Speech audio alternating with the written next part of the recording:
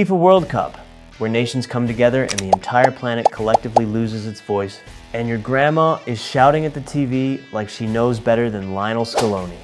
Even though each year we claim not to get emotionally involved, I think this tournament we should share some love around the world. As there are some underdogs out here writing fairy tale stories, others, Italy, who are at home wondering how the party got bigger, but they still didn't make the guest list. So today we're looking at the teams that made it to the World Cup and had everyone thinking the same thing. Wait, how? Who? First up, Uzbekistan. 3.5 decades after they gained independence, and with 7 often heartbreaking, failed qualification campaigns in their wake, Uzbekistan have finally reached the promised land. This is their first World Cup. Kapadze, who led Uzbekistan through their successful qualification campaign, it was something of a surprise when the former midfielder was moved aside in October 2025. With Kapadze stepping back to an assistant coach role, the Uzbekistan Football Association have placed their trust in Fabio Cannavaro to lead the nation in North America.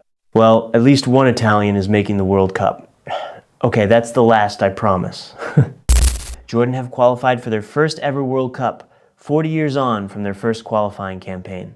Despite never successfully having made it through a World Cup qualifying campaign before, Jordan have proven themselves this time around, losing only one match in Group B to Korea Republic, who currently top the standing by 3 points.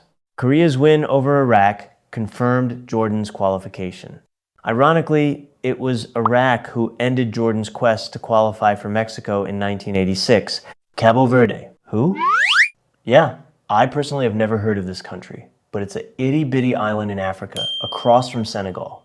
With only having a population of 500,000 people, Cabo Verde have become the second least populous nation to reach the World Cup after Iceland at Russia 2018. Their history-making campaign included a superb run of 5 successive victories, which culminated in a famous 1-0 home win against Cameroon. Amazing job, Cabo Verde.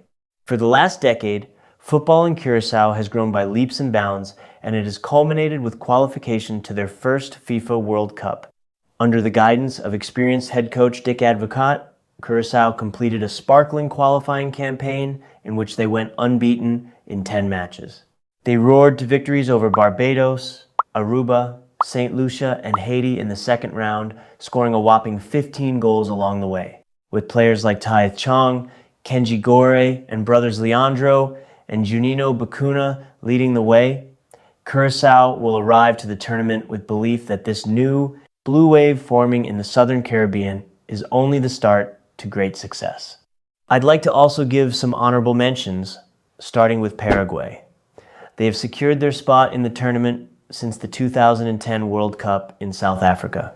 After missing out on Qatar 2022, Colombia and Egypt are back in the World Cup with their tailsmen James Rodriguez and Mohamed Salah leading their nation. South Africa have ended their 16 years absence. Norway are back in the World Cup for the first time since 1998, as well as Scotland.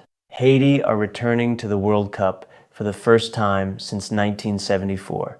I wasn't even born then, which makes sense since my dad would have only been 4. Anyway, Iraq are back from a 40-year absence. Sweden, Turkey, Congo, Panama, and Czechia. It's incredible to see old and new teams having this amazing opportunity to play prideful for their country. Unfortunately, not for Italy or Poland. I know I said that was my last, but I involved Poland this time. Thanks for watching. Leave a comment which country you're repping, and see you in the next one.